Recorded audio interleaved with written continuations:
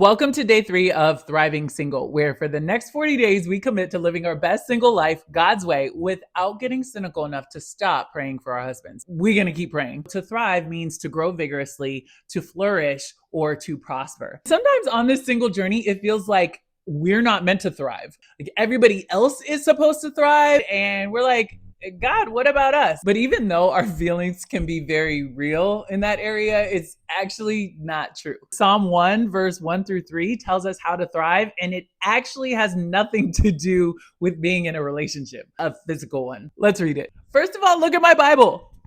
Yay! Isn't it pretty? Oh my gosh. All right.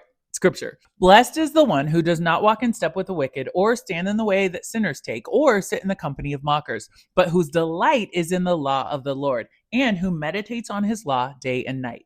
That person is like a tree planted by streams of water, which yields its fruit in season, and whose leaf does not wither. Whatever they do prospers. If we're not thriving, it's not because we're single. It's because we haven't planted ourselves in God, meaning we probably planted ourselves in something else that is getting in the way of that. Think about if a plant was planted in rotten soil instead of good soil. Is it going to grow?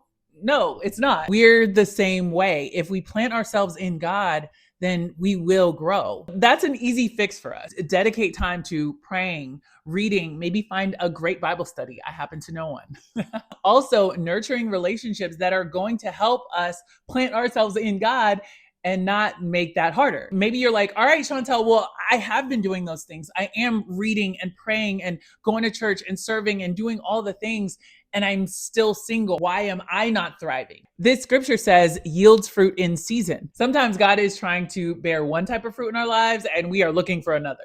Meaning, okay, God, where's the fruit in the relationship? And God is like, now's not the season for that, but it is the season for healing, emotional growth, mental growth, relationship growth, spiritual growth. All of those things are still growth. They're just not a relationship. When a tree grows, it grows the roots before the fruit. Sometimes it's the season for roots and leaves and not the fruit we're looking for, but that doesn't mean that we can't thrive. Dating or being married isn't needed for the conditions for our growth to be good.